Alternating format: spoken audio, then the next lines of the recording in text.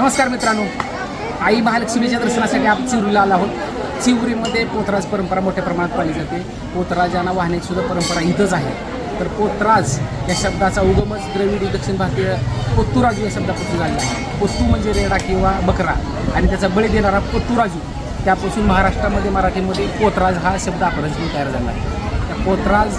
त्या पोतराजाला दारात आल्यानंतर त्यांना धान्य देऊन त्यांच्याकडे आशीर्वाद घेण्याची परंपरा आपल्याकडे शेकडो वर्षापासून आहे। तर आपल्यासोबत आहेत आई महालक्ष्मीच्या दरबारातील पोतराज, त्यांच्याकडे दोन शब्द आपण ऐकून घेऊयात। चिवरी महालक्ष्मीचा दरबार आहे इथं आणि आमच्या शेळी इथं विधी होत नाही। बकरं कोंबडी वाजवीत आणणं, फेरी मारणं, मंदिराला आमची पूजा अर्चा केली जाते। आमची जोडी आणि अन्नधान्याने जोडी भरली जाते। आम्ही तिची आरती दुपारती करतो इथं आणि त्यानंतर कार्यक्रम झाला असं आम्ही सिद्ध करतो। बोल चिवरी लक्ष्मी आईचं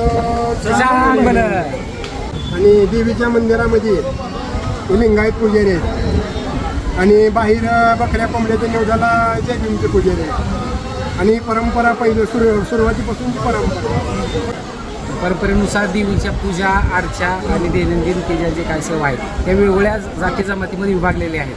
प्रत्येक जातीचे बांधव, जे पुजारी बांधव असतील, पोतराज असतील, सगळे आपल्या आपल्या परीने आई देवीची पूजा करून आलेल्या भाविकांना देवीचा आशीर्वाद